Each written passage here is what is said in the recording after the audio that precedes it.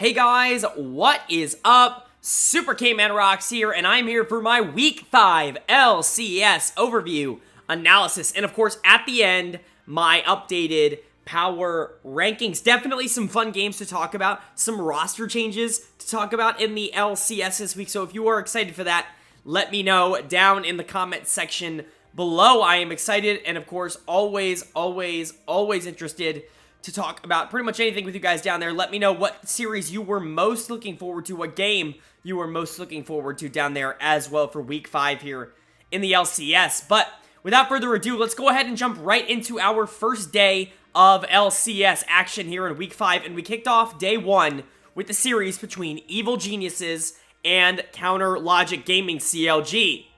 EG is able to pick up the win here. A really easy win for them. It really was never that close.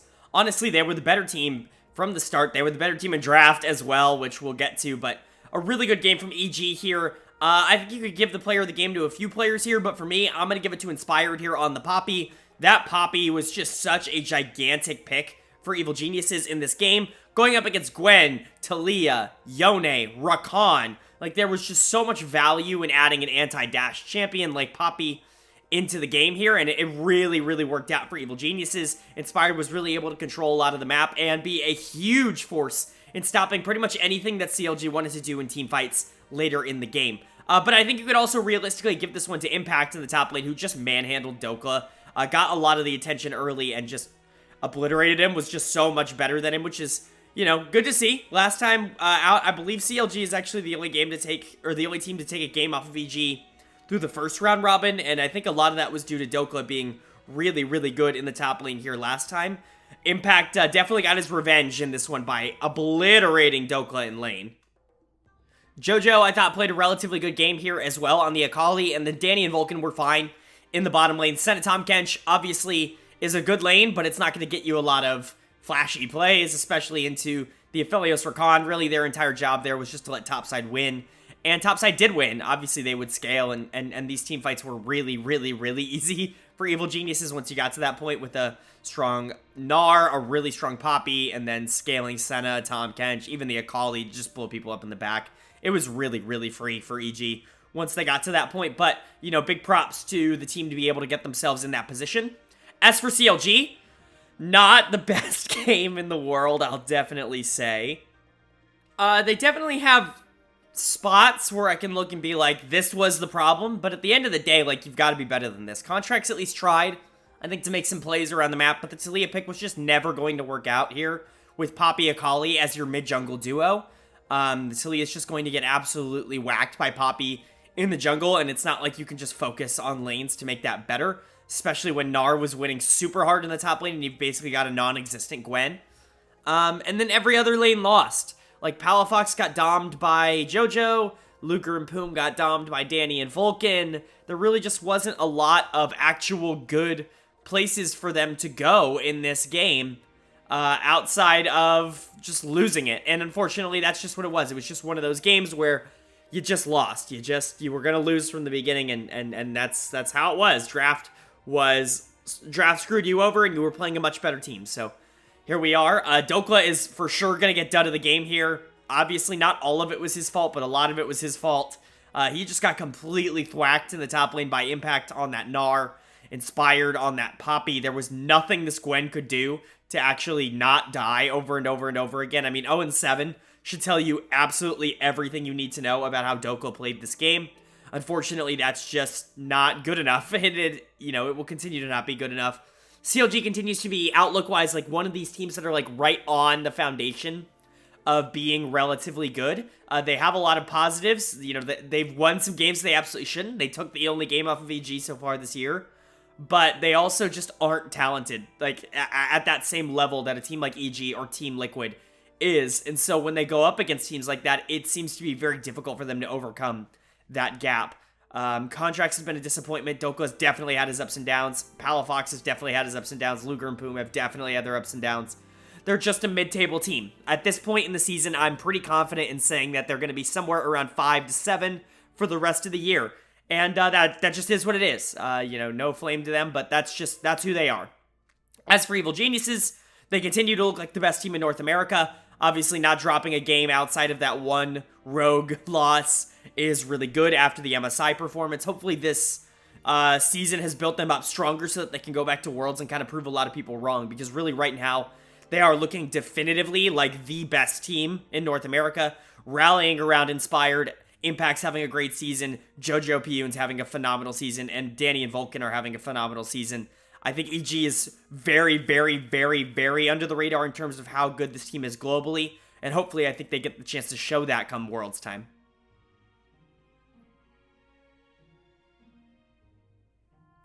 All right, moving on to the second game of the week here, second game of day one. We had Immortals taking on Team Liquid. TL picking up the win here, and they definitely needed to do that. This game was a little bit closer than I think they wanted it to be, especially late game. Kind of like the comps from both teams here, but TL has a really interesting one that just kind of relatively hard counters what Immortals wants to do, especially towards the back half of this game. So good for TL on that. Let's talk about what they did well.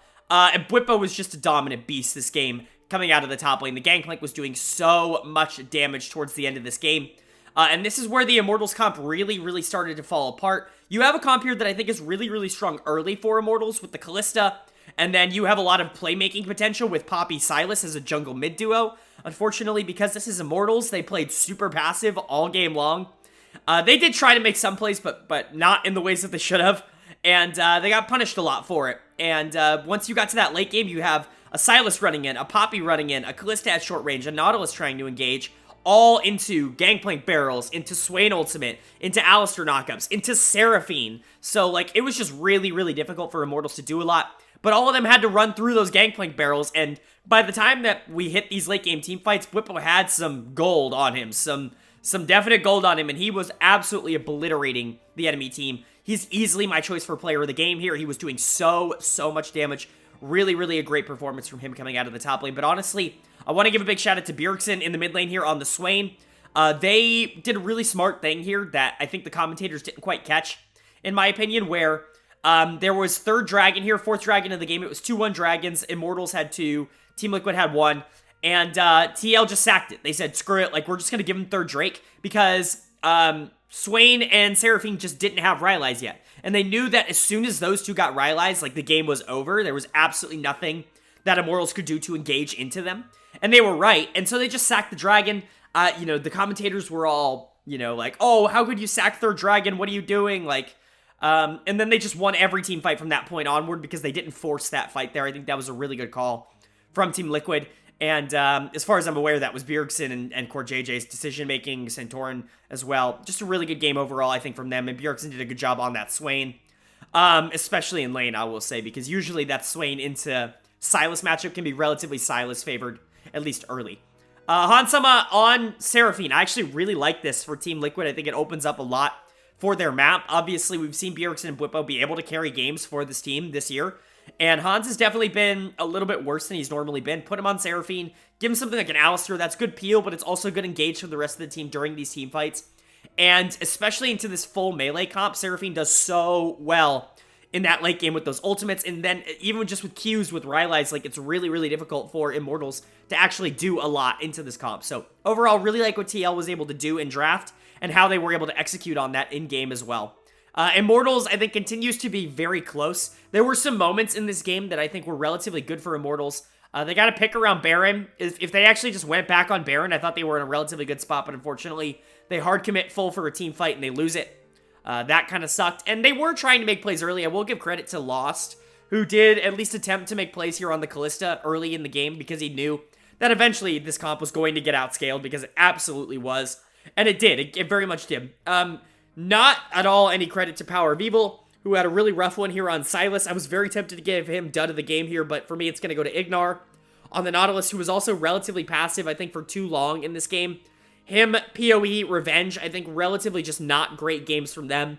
They've kind of been the weak points of Immortals so far. Like I've said, I've kind of liked how Lost is played, relatively speaking. Unfortunately, this is just another game where the anti-Kalista players are all going to come out of the woodwork and be like, oh my god, she can't win, because NA players just don't know how to play Kalista. And NA junglers specifically don't know how to play around Kalista. But, you know, whatever. Like, I thought Lost played this game relatively fine. If he had a little bit more support, I think he could have been in a much better spot, but Ignar just wasn't quite there, so he's going to get my dud of the game here. Kenvi was not particularly great in this one either on the Poppy. Obviously, I get the idea of the Poppy pick. It's just with the rest of the team around this isn't very strong. Like, Poppy Silas, I think, can do a lot of damage, especially at like 10 or so minutes into the game, but they just didn't want to play for that, so it never happened. But yeah, outlook-wise for these teams, Immortals sucks. I still think that there's a chance they make playoffs because really, it's a bottom 3 right now for me of them, TSM, and Dignitas. Any one of those teams can make the 8 seed, and I really wouldn't be surprised. So I think they're still in conversations here, but, you know, they got clapped in this one, especially in draft. And then Team Liquid does look a lot better in this. Obviously, it's good. You want this team to start looking better week by week by week, and I think they looked a lot better, especially with a game plan in this game. That's typically where this team thrives, is when they have a actual place to play through and a strategy that they know they can execute on, and that's exactly what they had here. So more of that for Team Liquid, and I'm going to be a happy analyst.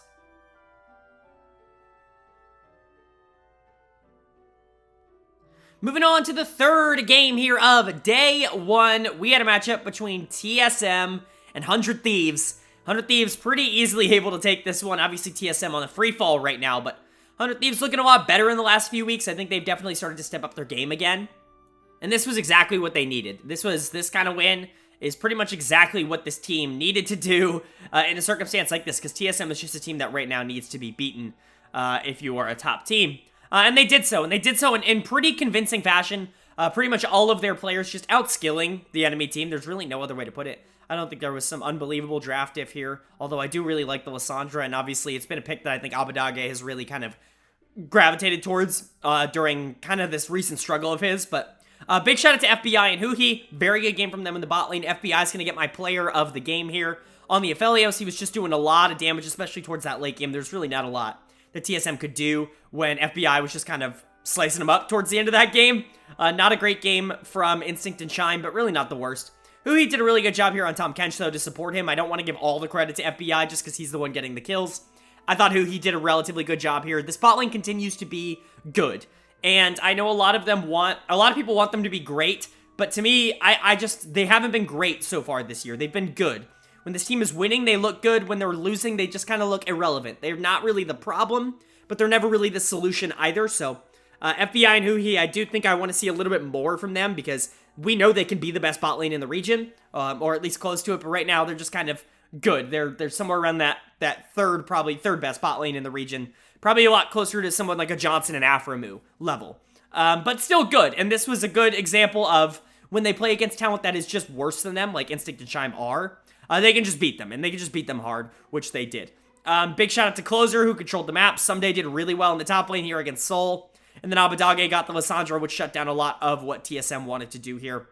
Moving on to TSM, Maple's going to get my dud of the game here. I think Maple's just kind of been disappointing. There's really no other way to put it. Not to me, but I think to a lot of other people. Obviously, I had very low expectations for Maple going into the year. He had not been very good in the LPL. I didn't think he was going to help TSM very much. And that has really proven to be true. I think Spica is relatively checked out at the moment. He's just not playing up to his level. When we see Spica versus Closer, we usually see a very close jungle matchup, and it just wasn't. In this game, Closer really was dominant all the way through. Bot lane dominated, mid lane dominated, top lane dominated. It was really just a bad game for TSM overall. They just don't have the talent. They really just don't have the talent to go up against a team like 100 Thieves and actually be able to compete. Obviously, you can point to decisions in the draft. You could say like, oh, I don't really get the Zoe pick. Oh, you need to go for something safer than the Yone in the top lane. Both of those things I relatively agree with.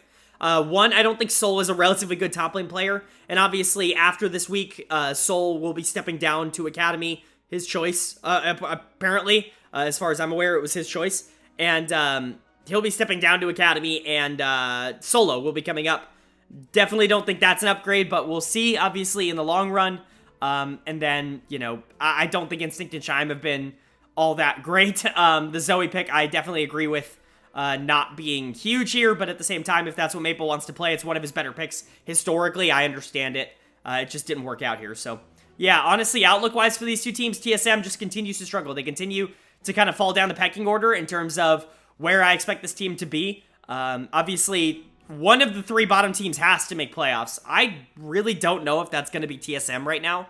They certainly don't look like one of the top 8 teams in the region, if I'm being completely honest. In my opinion, they look worse than at least one of the other 2 teams. and that's just not good. I do think they could get there. Obviously, Spica is the best player that any of those bottom 3 teams have, so you're hoping that eventually he'll be able to turn it around, but he just looks pretty mentally checked out right now, and it's really hard to carry a team of 4 players that just aren't very good like TSM is right now. As for 100 Thieves, they're kind of back on the up and up. I think they really started to struggle at the beginning of this year, kind of going up and down, up and down, up and down in terms of win-loss, win-loss, win-loss. And they finally found a groove. They were in a groove last week. They're kind of continuing it this week. They're 7-3 now. I think they're happy to be in the position that they're in. To me, they are pretty clearly the second best team in LCS right now, and I think they're going to be happy to be there even after some of their ups and downs towards the beginning of the split. If FBI and Huhi can kind of get back to that form, we're really hoping Abadage can not run it. He's had a really bad summer so far, but he's started to get a little bit more consistent over the past week or so. And then I think Someday has been like a super underrated top laner all year long. I think he's easily been one of, if not the best top laner in the region for a lot of 2022. So there are a lot of positives to talk about for 100 Thieves, even if they've been up and down. I think they just need to consistently grab onto those positives and they'll be fine.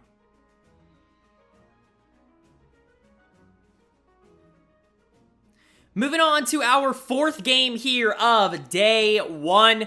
And our 4th game here was a matchup between Dignitas and Cloud9. C9 picking up the win here, although it was way closer than it ever should have been. A little bit of a roster move here. I talked about this in Academy, but Spawn is coming up here for Dignitas. And if you haven't watched my Academy videos, you will not know my thoughts on Spawn, but I'll just quickly summarize it here. He, in my opinion, has been arguably the best player in Academy all year long. He's been genuinely phenomenal for Dignitas Academy, a big reason why that team is way overperforming their talent level, in my opinion. He's doing a great job here on that team. He gets a much-deserved call-up here to the main roster, and he actually looks really, really good in this game on the Jinx.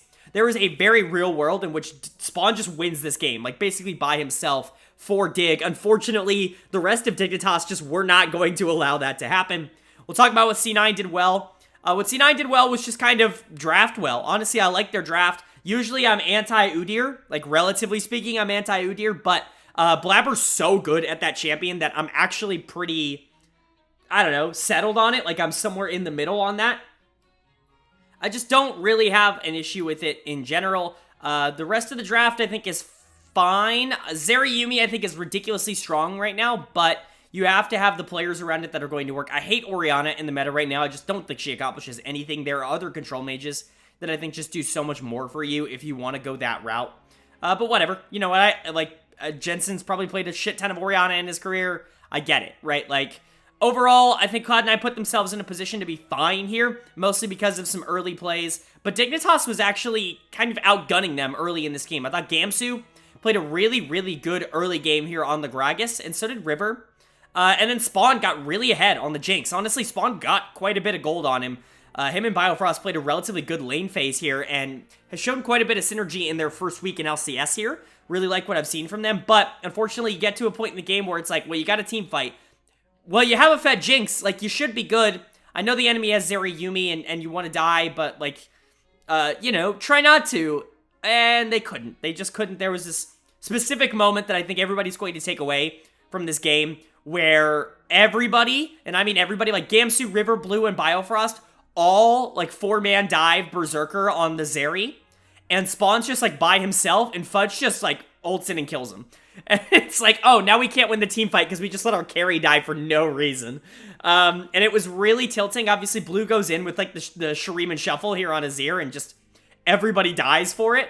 Not a great showing there. My player of the game is going to go to Fudge. I thought he played those late game team fights really, really well, as he's done all year long. He's probably been the best player on Cloud9 so far this year. Definitely this split. I don't even think it's really that up for debate. Berserker's been fine, but I really think Fudge has been kind of different for Cloud9.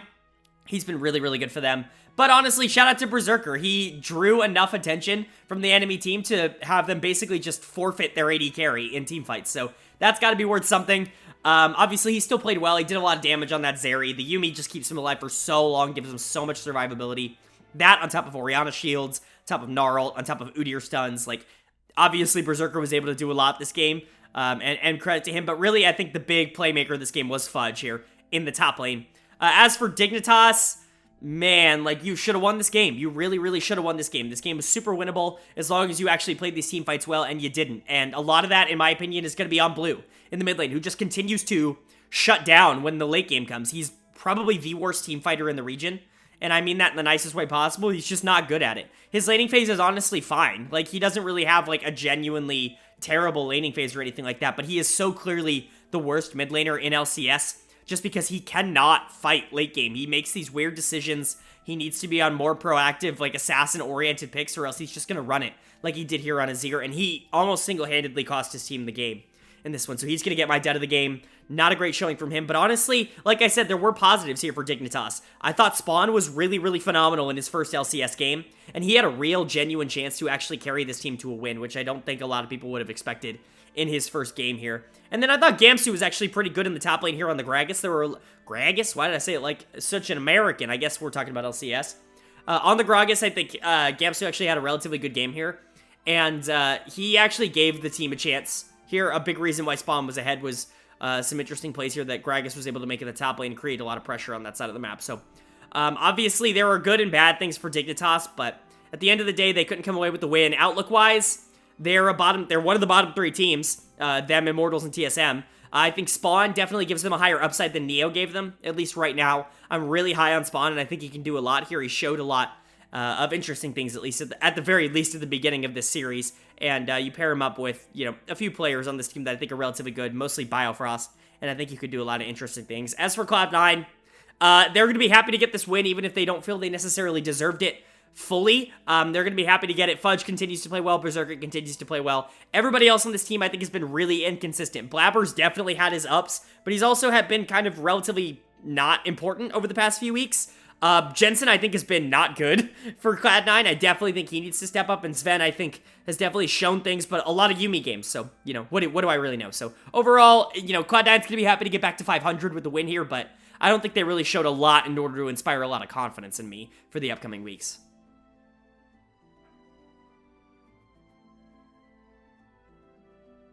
Moving on to our fifth and final game here of day one, week 5 LCS action. We ended off the day with probably the game of the day here in day one, which was, of course, gonna be FlyQuest taking on Golden Guardians.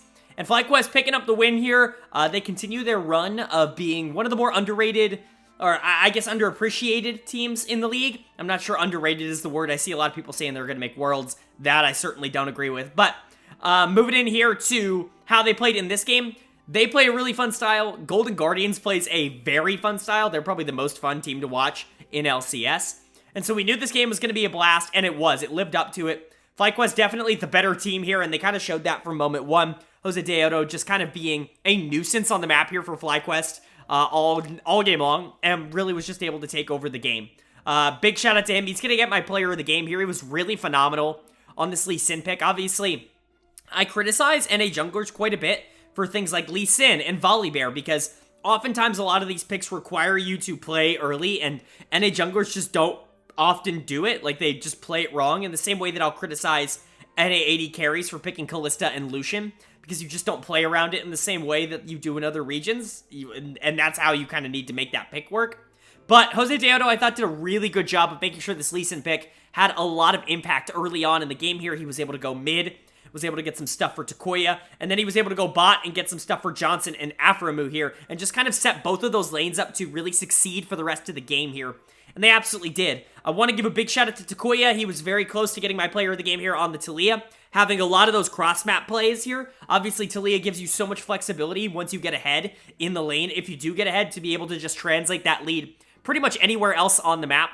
And then big shout out to Aframu here on the Tahm Kench. He continues to be one of the better supports in all of North America, and he really showed that off in this one on the Tahm Kench. He was kind of the star of the bot lane here, very much outplayed Ole, not only in lane, but out of lane here with map rotations as well, which Ole really, really struggled with, but we'll get to that. Philip continues to be a lot better than I think I expected. Obviously, he was never really one of the top laners in Academy when he was when he was playing in there. The team was never really that good around him, so there definitely is clause to say, like, I don't know, maybe he just wasn't given the opportunity, but he's given a relatively good team here in LCS, and he's honestly performed better than he did in Academy here in LCS, and that's really, really enlightening to see. He had a good lane matchup against Licorice, And, you know, Licorice was the better player, I think, for a lot of this game, but Jose Deodo was given a lot of help here, and it really set Philip up to be kind of an interesting part of the game towards the latter half here as a Kayle counter. So really like what FlyQuest was able to do here, all off the back of that jungle just kind of being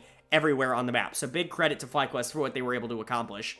But moving on to Golden Guardians, good and bad for Golden Guardians. Like I said, they play a really aggressive style, and they're certainly going to try to win. And you have to commend them for that. I think Pride Stalker was just unfortunately out-jungled pretty heavily by Jose Deodo in this one, as he has been by a lot of junglers this season. I'm not really super impressed with how Pride has been so far in 2022. He's kind of this passive jungler that wants to play a little bit for late game, and I just don't think that quite works in the meta right now. You have to be aggressive, and you want to control the map early, and Jose Deodo just did a much better job of that than Pride in this game. But really where GG, I think what the most wrong was in the bottom lane here. Ole just had some weird moments in this game, and he's going to get my dud of the game for it. He definitely had some moments where even in lane, he was just kind of getting caught out. Johnson and Aframu were outplaying him. They were able to get Johnson quite a bit of gold. Well, Aframu, I guess quite a bit of gold here. He got a lot of the kills, but, you know, a lot of 2v2 pressure there. And then there were some plays where, like, Philip goes for a dive top lane because he knows that the wave is going to bounce back, and he knows that basically Ole has to rotate in order to punish Philip at all, and Ole just never does. He never makes those rotations, he never does any of the things, and it puts Philip in a really good spot lane state-wise, and Ole just continues to lose in the bot lane for it as well. So really not a lot of great map plays here by Ole. I think he needs to open up just a tad bit more. He's been up and down for sure. I think when he's on more traditional picks here, like the Braum, which is a pick we really haven't seen do that well globally anyways, I definitely think he struggled a lot more than when they try to go for these big draft diffs. But 6A I thought played relatively fine. It was a lot of Ole getting targeted in the bottom lane.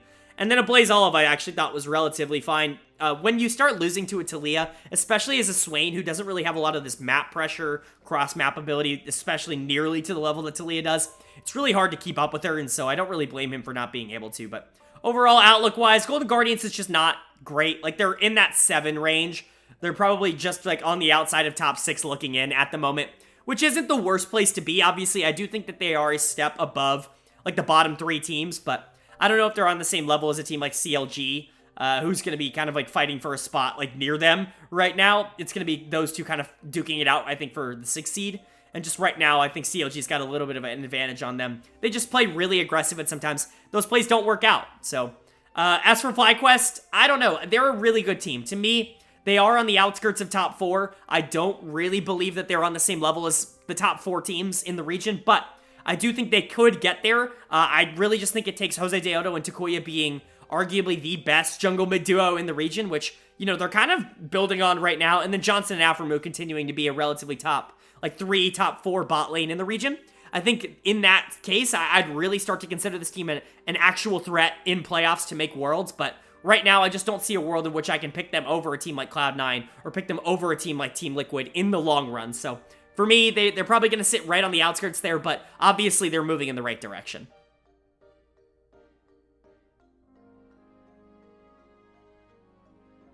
All right, that's going to bring us to our day 2 games here in week 5 of LCS action. And kicking off day 2, we get a game that I've wanted to talk about all week long. I tweeted about this game. I usually don't tweet a ton, but I tweeted about this game. Also, go follow me on Twitter. It's in the description. And I'm talking about CLG, Counter Logic Gaming, taking on Team Liquid. And CLG actually being able to pick up a pretty big win here over TL. A very important one off of the back of Pala Faker just being phenomenal. And let's talk about CLG first, because I'm going to get into a discussion in this one. And if you don't like my discussions, I know sometimes, you know, they don't always go over well on this channel. If you don't like my discussions, you may want to skip this one. But I definitely have some thoughts for this matchup. Palafox has been freaking awesome this year, hasn't he? Like, I get it. Like, he's had some back and forth performances in 2022, but Summer Palafox has actually been really good. He was my week 1 player of the week for a reason. He took a big step back in week 2, and then ever since then, he's been really, really good for CLG. Easily the best player on this team, and he looked phenomenal in this one, going up against Bjergsen, who I think has had a really good split so far. Like, I don't know if it's just me that's been watching that, but Bjergsen's honestly been really, really great for Team Liquid so far in 2022, and Palafox beat him, like, pretty handily. Both of these two are having really good splits, two of the best mid laners so far in LCS. And Palafox just was really phenomenal on the Azir, was able to take over the game, was able to win fights basically on his own. Just a lot of really, really solid plays that you're really excited to see from a young player finally given his chance. And obviously, the conversation that he had about how much nameplates matter is so true. That's something that I'm definitely not going to argue against. That someone like Bjergsen is going to get, and someone like Jensen. Someone like Jensen's probably going to get more All-Pro votes this year than someone like Palafox, when Jensen has honestly been bad, and Palafox has been quite good all year long. And because that's just how it works here in the LCS. And I understand that argument. But at the same time, like, that also means that we need to judge current performance a lot more. And I don't think that sitting here and saying that Bjergsen is washed and that he is just awful and this is clear proof that Bjergsen tricked us all and that Team Liquid's bad, I think that is an overreaction, and I think that is just not true, right? It's just, that is taking the extent of the phrase too far, because Bjergsen really has been really good for Team Liquid all year long. Arguably their most important member. Him and Santorin have been great. Hansama and CoreJJ have been a huge disappointment. If you want to talk about nameplates, I think those two really stand out for Team Liquid here.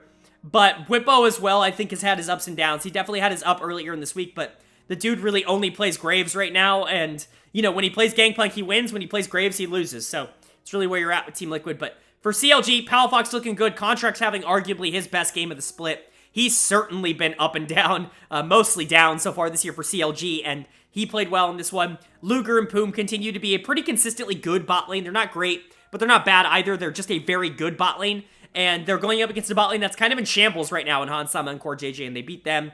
Dokla and Whippo was kind of fine here. I like the Fiora pick into Graves. I think it does really well in that matchup. But overall, I thought CLG did exactly what they needed to do, and this conversation should be more about, like, when we talk about the nameplates comment from Palafox, right? That conversation should be more about giving credit to Palafox and giving credit to Luger for, like, how they're playing, rather than taking away credit, in my opinion, from players like Bjergsen, who are playing good, right? Like, I do think it's not just, ooh, player popular equal player bad. Like, Bjergsen's had some bad games, but I don't think that he has been, like, he's been the driving force for every single Team Liquid win that they've had all year long. So I really don't think that just a blanket statement like that is what I want to see. Obviously, Travis Gafford put out that tweet, that poll on Twitter, and that's what I responded to, where it was like, CLG good or TL bad? And like 70% voted for TL bad, and I just think that that's wrong. Like, I can't, I'm not going to sit here and tell other people that they're watching the game wrong, but sometimes I wonder if we watch the same games. Because this really wasn't TL just losing. This was CLG making proactive plays. This was them playing really well, especially Palafox. And they should be rewarded for how they played here. It's not Team Liquid shitting the bed. It's CLG playing way above their pay grade. And that is what I want to celebrate here. So, yeah, congrats to CLG. I feel like I've talked about all these players in depth enough at this point that I don't really need to do a game breakdown. Overall, outlook-wise, I think CLG is a good team. Like I said, they're in that cluster of, like, 5 to 7, where I think FlyQuest, themselves, Golden Guardians maybe a little bit. I think they're above Golden Guardians, but, like, they're all kind of in that range of, they're probably, CLG is a top 6 team. They feel and they look like a top 6 team right now, which is going to be very exciting for them, because I don't imagine they went into the split expecting to be a top 6 team. So they've got to be excited for the development, especially that Palafox and this bottom lane have really been able to do. As for Team Liquid, this is a sucky loss, and you're definitely not going to be happy about it, but at the end of the day, it happens. Like, losses like this happen, and especially when your bot lane is not being the hyper strong point of the map that they were promised to be coming into the split. CoreJJ is arguably the best support North America has ever seen. Hansama is coming off of some of the best years of his career here on Rogue, and both of them have been ridiculously disappointing so far this year. I think that is a bigger problem to me than whatever Bjergsen is doing in the mid lane, which has been relatively fine on champions that aren't designed to carry in the first place. So, yeah, I think TL definitely has some problems. I still have faith that they'll be able to turn around. This team is 7-4 for a reason, and Bjergsen still has been really good for this team, and for the most part, so is Santorin, even if he was my dud of the game here. But at the end of the day, like, they have to start showing that on the Rift now, because we're getting towards the end of the split. They don't have a lot of time to actually turn that around. After this week, there's only 3 more weeks left, so it's going to be up in the air, but at the end of the day, like, to me, they're still a top 4 team, and, you know, they're going to be until they prove that they're, like, Fnatic levels of bad in their own region.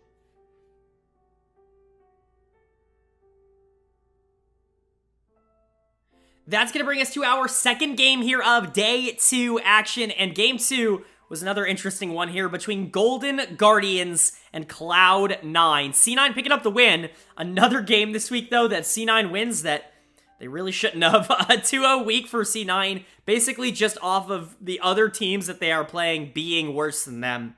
And that's certainly a way to win. It's certainly not something I would count on, but they continue to benefit off of others' perils.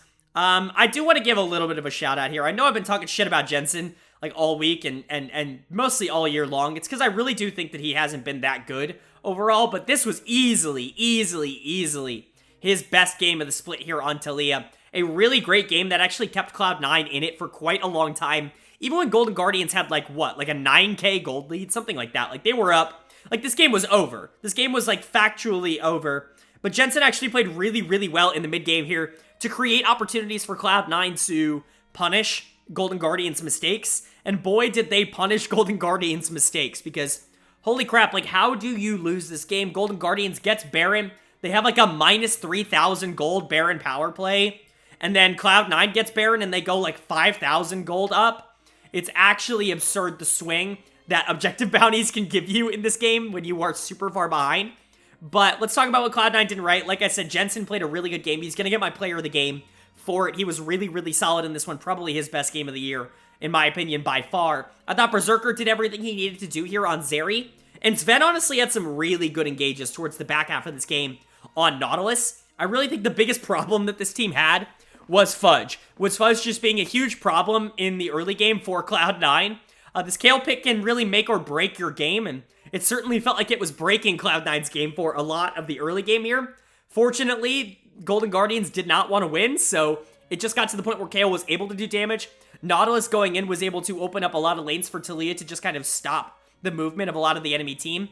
And when Twitch gets caught in late game team fights, this Golden Guardians team just doesn't have a lot of damage outside of that to actually win them. So, you know, really good game plan here by C9 to play out from behind, but they really shouldn't have been in that position to begin with.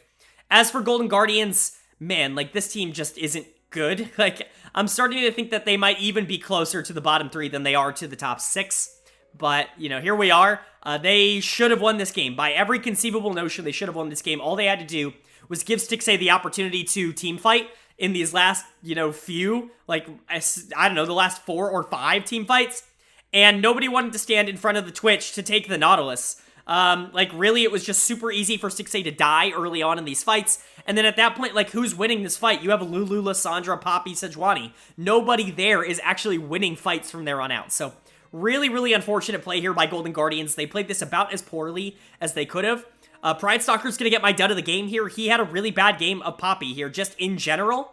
And he continues to be a problem. Like, I'm at the point where I'm gonna say, like, Pride Stalker might be the worst jungler in the region. Like, Contracts, I think, has definitely had his ups and downs, but I think you could make a real argument that Pride Stalker has just been worse than him because he hasn't really had a lot of the ups that Contracts has had so far this year. And that's really sad to say. I know a lot of people had hype for Pride Stalker, but he's just not been good. In fact, he's been really bad for Golden Guardians, so he's going to get my dud of the game here. Really, it was just Licorice playing relatively well, I think, for most of this game, doing a really good job as the Sejuani into the Kale to make sure that that pick got shut down early and got punished.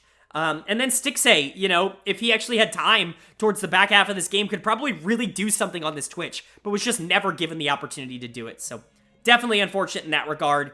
Outlook-wise, Golden Guardians, like I said, might even be closer to the bottom 3 than they are to the top 6, but to me, they're very clearly in that 7 spot right now. Not really in that conversation for being on the same level as a team like CLG or FlyQuest or the top 4, but also they do feel like certainly better than the bottom 3 of Dignitas, Immortals, and TSM. So they're probably just kind of stuck in that 7 spot right now. And until they figure out a lot of these issues, they're going to be stuck there for a while. As for Cloud9, they're going to be so happy to walk out of this week going 2-0 because they didn't deserve to win either. They really played like an 0-2 team going 2-0 this week. They're going to be very excited. Obviously, Jensen, I thought, played a relatively good game here, but outside of that, I don't think that there was a lot of excitement, especially with how this team played the early game, both against Dignitas and against Golden Guardians. Like neither game they played the early game well. So definitely some growth needing to happen here from Cloud9, but I do think it's possible. Obviously, we know this team has the talent. It's just about putting it together, right? Like, Fudge has had some games where he's been really good. And Berserker's had some games where he's been really good. And we just saw Jensen have a game where he was really good. It's about all of that happening more often and not just once per game, like one person being good per game. So definitely we'll need to see it more, but right now it's just the inconsistency that's bothering me for Cloud9.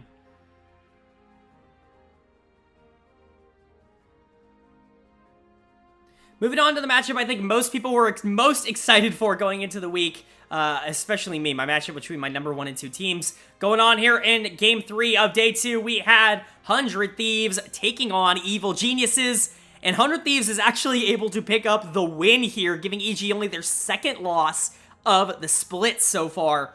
Big win here for 100 Thieves. They're going to be very excited about that. I actually think both teams played relatively well in this game, but 100 Thieves just drafted a comp that I think was a little bit more forgiving, I think, of some early transgressions, and they were able to get a lead early, and at that point it was over. So really, really good game from 100 Thieves, especially from Abadage here in the mid lane, who has definitely had some problems so far this split with not running it for 100 Thieves, especially on picks that aren't Lissandra.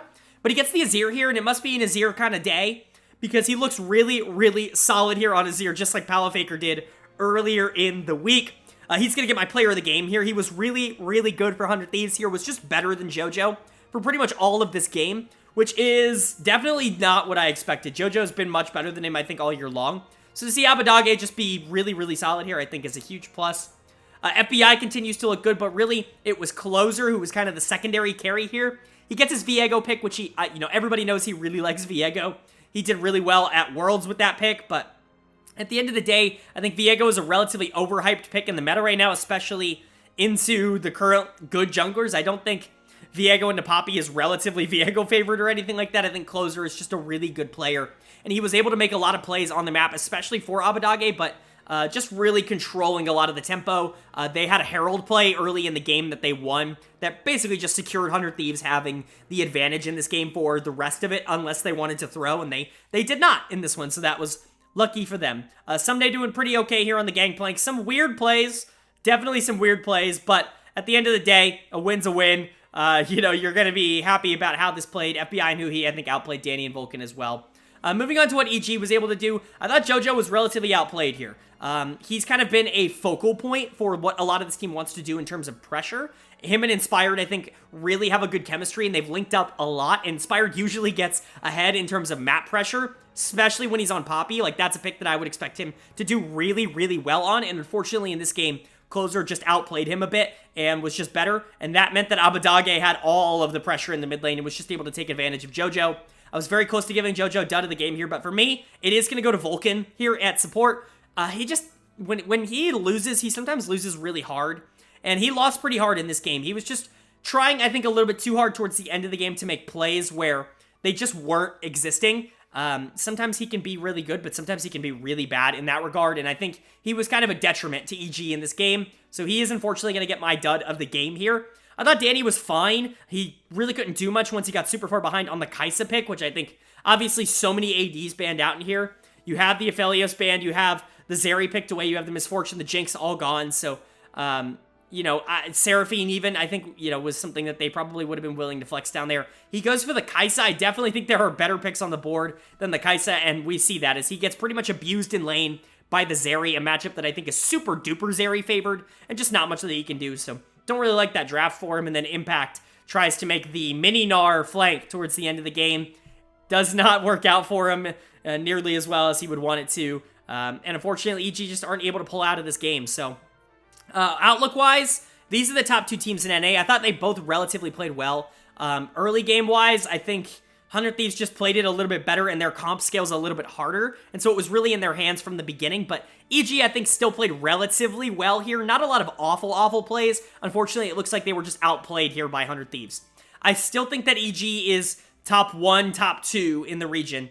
I think these two teams are very, very close, and I'd be excited to see a best of 5 out of them. Hopefully we can get that come playoff time, because truly at the end of the day, like, the difference between 100 Thieves and the difference between Evil Geniuses, I just don't think is very large. Today went to 100 Thieves, but if you ask me about tomorrow, I'm really not sure who I would put the advantage on.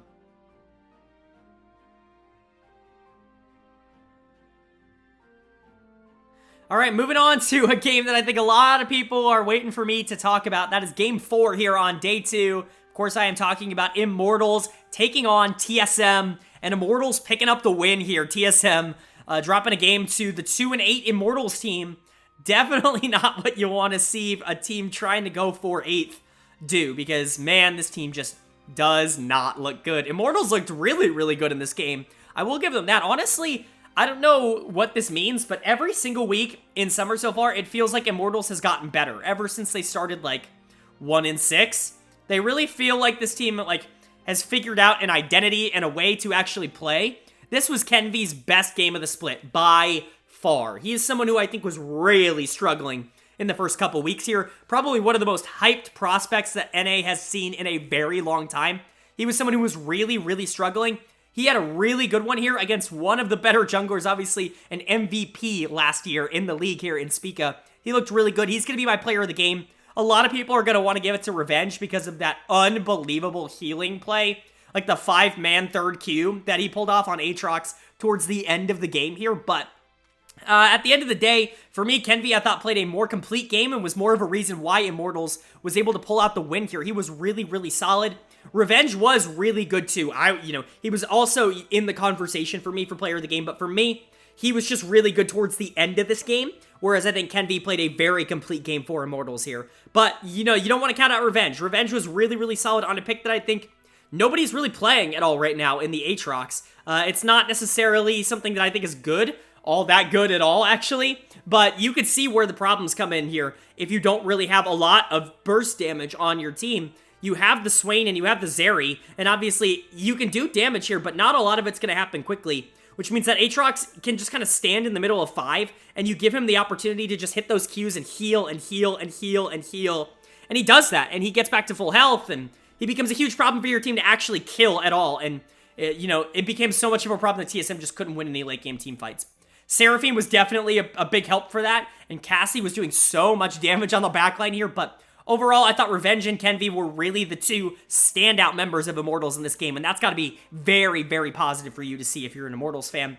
As for TSM, this is a disaster. Obviously, like I said, Sol is out after this game. Solo will be in from Academy, but it's not like Solo's been good. In fact, he's been quite bad in Academy ever since coming into TSM Academy, but Spica just got outplayed in this one. There's really no other way to say it. He's going to be my dud of the game. He was just outplayed by Kenvy the entire game here on the Poppy, which cannot happen. It really just cannot happen. I do like the Trundle pick into Poppy, relatively speaking. I don't think Poppy has a lot of bad matchups, and I still don't think this is a bad matchup overall for Poppy, but I think it's one of her worst, if that makes sense. But overall, you still got to play well as Spica. He couldn't get any of these lanes, any sort of prio. Kenvy did a great job of maintaining his advantage throughout the entirety of this game.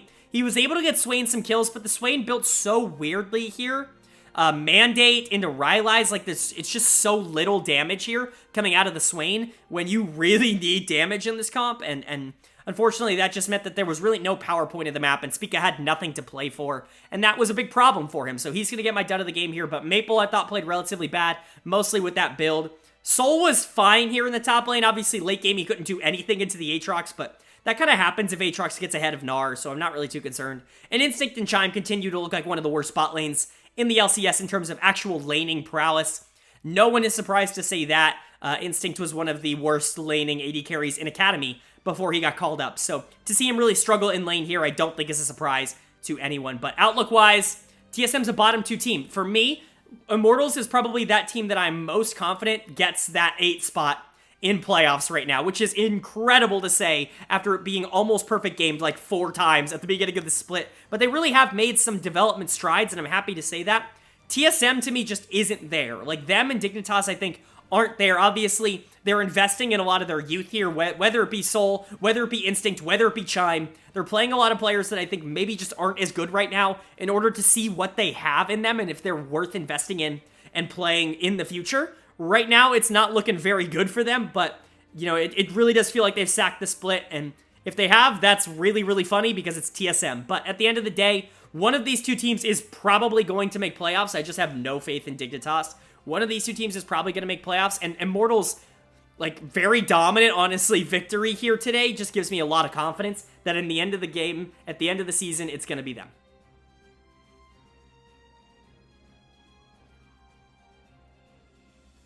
That's going to bring us to our final game here of day 2 in week 5 of LCS action. And our final game here was an interesting one between Dignitas and FlyQuest. FlyQuest picking up another win here. They're going 2-0 this week, and they're continuing to look like one of the best teams, probably the best team out of the pack, right? The big pack of teams that I would consider outside of the top 4 right now for me. They definitely are the best team out of those. And their record's honestly looking pretty solid. They're actually tied with Team Liquid in terms of record, which is super, super cool for them. And I imagine they're very, very excited about that. Let's talk about this game, though.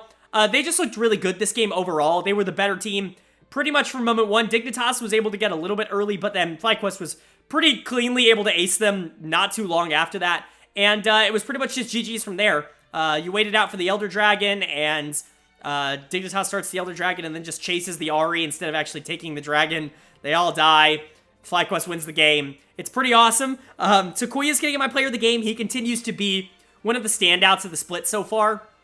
I really think that the narrative surrounding him is great, and I want to give props to like the story team and the storytellers. A lot of people on the desk around for the narrative around Takuya this split. Obviously, he's probably the most likable person on the planet. Like, there's really just no way to not like Takuya, and I'm on that train too. I love him. He's arguably my favorite player in LCS right now. Like, he's just easy to like and easy to root for.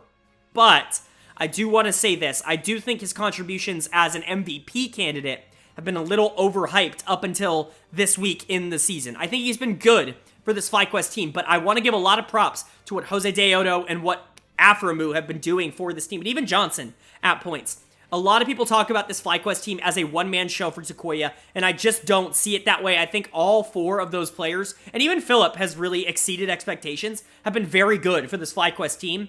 And I just don't know if Takuya has been this like 1v9 carry in the same way that someone like VTO was for Misfits in spring. I just don't see that as like the same. I think Takuya is a very good team. Or I'm sorry, I think Takuya is a very good player, and he's been the best player on this team, but I want to give big props to what everybody else on this team has been doing in terms of why FlyQuest is a good team. Overall, I think he was really important in this game, and obviously he deserves the player of the game here on Ahri. But I want to give a shout out to Jose Deodo, who did a really good job here. Philip had a great game on Gwen in the top lane, and Johnson was doing a billion damage by the end of this on Jinx in those team fights. Really just a team effort here for FlyQuest, as I feel it has been most of this year. A lot of their wins, I think, have really just come off the back of all of this team is really playing at a high level right now. And that's really, really exciting to see if you are a FlyQuest fan. For Dignitas, I think they continue to be bad, like the worst team in LCS. I don't think a lot of people are debating that. Obviously, not what you wanted to see, but River's going to get my dud of the game here again. He is by far leading my dud of the game scorecard so far this year. He actually, I will talk about this a little bit. Obviously, we are talking, this video is coming out on the 29th here, Friday the 29th, which means that we do know about the changes that Dignitas has made to the roster. River is going to Golden Guardians. Gamsu is going down. We've got Hoon and XU coming up and playing a little bit for Dignitas here. I don't know if that's an upgrade or a downgrade. Gamsu, I think, has exceeded expectations. River has completely pivoted off of a cliff here in summer. I don't necessarily think he was actually helping you win. He was helping you lose quite a bit. He was really bad in this game on the Lee Sin, and he's been bad all year long. So I don't know. XU just might be an upgrade there. And like I said with Spawn, I think Spawn is an upgrade to Neo right now. I think Spawn is a good player, and if you put good players around him, I think he can actually show that in LCS. Definitely going to be interesting to see with Dignitas, but yeah, a really bad game here from them. They got an early kill here on the top side, and then they just imploded. Like, they could get absolutely nothing after that, and FlyQuest was just there to win the game, basically. They have awful macro decisions. They're not very good in lane. I just don't see a world in which Dignitas isn't the worst team in LCS come the end of this split. So, yeah, outlook-wise, like I said, Dignitas is bad, and they're going to continue to be bad, in my opinion. I don't really see a world in which they get better. FlyQuest does have the potential to break into that top 4. You know, they can beat Team Liquid. They can beat Cloud9. Like, there is a real world in which they can be better than these teams. I don't know if I'm predicting that, but I certainly think it is a possibility. It is, in my opinion, much closer to a top 5 than it is to, like, FlyQuest being on CLG or Golden Guardians level. I think FlyQuest is definitely a team that can compete. I just really, really don't expect this team to be able to hold up when it comes to playoff time, and I know a lot of people are going to be really upset at hearing that in the same way that everybody in my comment section screams at me for Live Sandbox to be higher in my LCK videos. this is just my opinion. It's just my thoughts. Obviously, I'd be happy to be wrong. I really love the way FlyQuest is playing, and I love, love, love the players on this team. Aphromoo is one of the most likable players in LCS history. Takuya and Jose Deodo are two of the most likable players in LCS right now. It's really easy to cheer for an organization like FlyQuest. I just don't know as an analyst if I'm going to sit here and predict them to be one of the top 3 teams come playoff time.